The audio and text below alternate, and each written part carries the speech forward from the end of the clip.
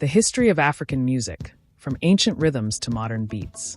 5,000 years before streaming services and platinum albums, the first musical instruments were already keeping perfect time across the African continent. When European classical music was still centuries from existence, complex polyrhythms were already the heartbeat of an entire civilization. The world's music library has African fingerprints on every shelf, from jazz to rock, hip-hop to pop. The DNA of today's global hits was written in the ancient rhythms of Africa. Introduction. The story of African music isn't just about sound. It's about survival, celebration, spirituality, and ultimately, how these foundational rhythms conquered the world.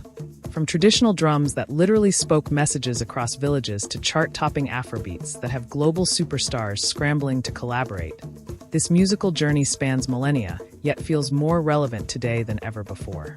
Ancient foundations. Let's start at the beginning, and by beginning, I mean thousands of years ago. African music's earliest expressions weren't just entertainment, they were essential technology. Drums weren't just instruments, they were the original text message, the first phone call, the earliest news broadcast. The talking drum could literally mimic human speech patterns, sending complex messages across miles of dense forest. The ancient Egyptians developed elaborate musical traditions by 3000 BCE, with harps, flutes, and percussion instruments depicted on tomb walls. Meanwhile, across the continent, communities developed instruments we still recognize today, like the thumb piano bira dash, the musical bow, ancestor to all stringed instruments, and of course, the drum in hundreds of specialized forms. What made African music revolutionary from the start? Its approach to rhythm. While Western music traditionally emphasized melody and harmony, African traditions mastered polyrhythm, multiple rhythmic patterns happening simultaneously, creating intricate layers that could make a single drummer sound like an entire ensemble. Musical traditions across the continent. Africa isn't one musical tradition, it's thousands. From the Sahel to the Savannah, each region developed distinct styles. West Africa, the birthplace of griot traditions. Musical historians who memorized and performed centuries of cultural knowledge. The Kora, a 21-string harp lute, accompanied epic recitations that could last for days. These weren't just concerts, they were living libraries. Central Africa developed intricate vocal polyphony, multiple melody lines weaving together in perfect harmony.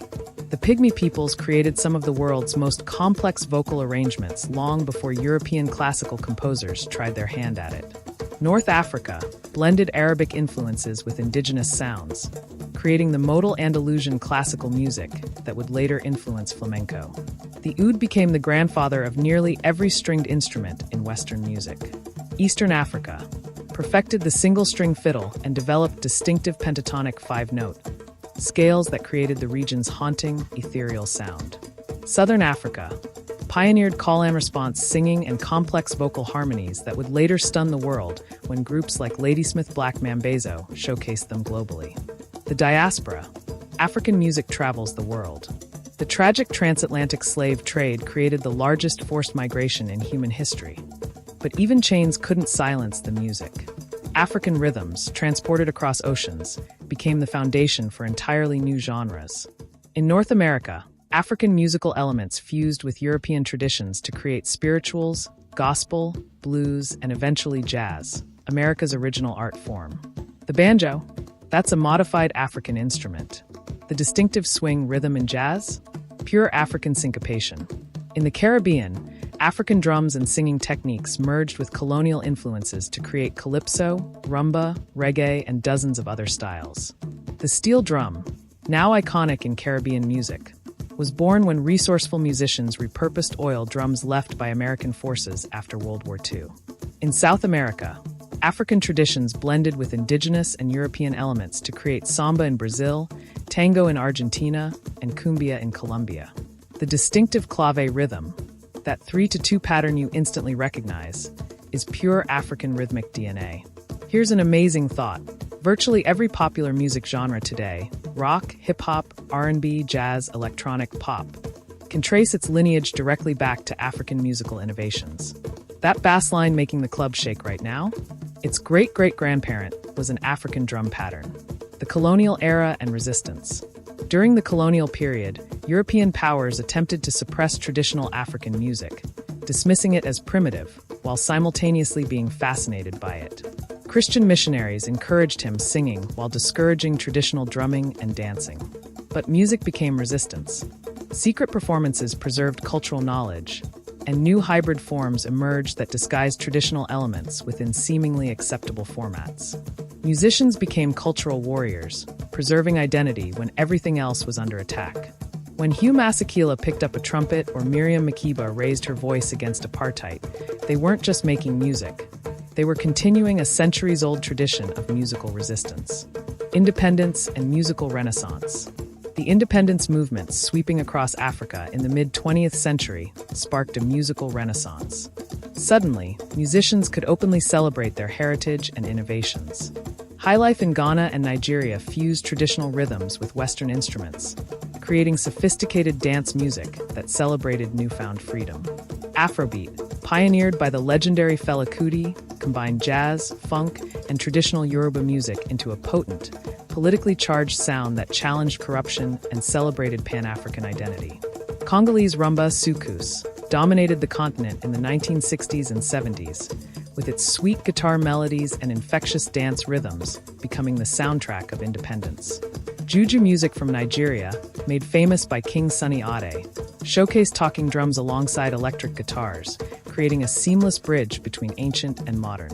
African music goes global. The world discovered African music repeatedly throughout the 20th century, each time acting surprised at its sophistication and power. The 1980s saw world music emerge as a marketing category, with artists like Yasone Daur, Salif Keita, and Ladysmith Black Mambazo gaining international recognition. When Paul Simon recorded Graceland with South African musicians, he wasn't introducing African music to the world. He was finally acknowledging what musicians had long known. African traditions were the secret ingredient in popular music all along. The digital age and Afrobeats revolution. The 21st century has seen African music reclaim its global influence more directly than ever before. Afrobeats, distinct from Fela's Afrobeat, emerged from Nigeria, with artists like Wizkid, Burna Boy, and Davido creating a sound that dominates global charts. When Drake and Beyoncé started incorporating these sounds, they weren't doing Africans a favor. They were acknowledging who's really driving global music innovation. Amapiano from South Africa has exploded worldwide with its slowed-down house beats and jazz influences, becoming a TikTok sensation and club staple across continents. Calm, another South African innovation, brought raw, minimalist electronic beats from the townships to international festivals.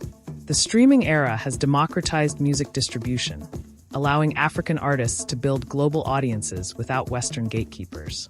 When Burna Boy won a Grammy and performed at Madison Square Garden, it wasn't just personal success. It was a reclamation of African music's rightful place at the center of global culture. The future is African.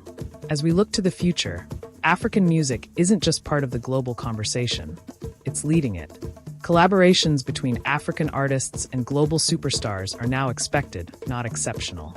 Music production techniques pioneered in Lagos, Accra, and Johannesburg are being copied in studios worldwide. Traditional instruments like the Kora and talking drum are finding new life in electronic and fusion genres. African languages, Yoruba, Zulu, Swahili, Amharic, are increasingly heard on global hits. The beautiful irony? After centuries of Africa influencing world music from the shadows, the spotlight has finally turned to reveal the source. The student has acknowledged the teacher. Conclusion. From ancient drums that spoke across valleys to digital beats streaming across continents, African music's journey is one of incredible resilience and innovation. A musical tradition that survived slavery, colonization, and cultural suppression hasn't just endured. It has thrived and repeatedly transformed global culture. The next time you find yourself moving to a rhythm, whether it's hip-hop, house, jazz, rock, or pop, remember you're participating in a musical conversation that began thousands of years ago on the African continent. You're dancing to the echoes of humanity's oldest and most influential musical tradition.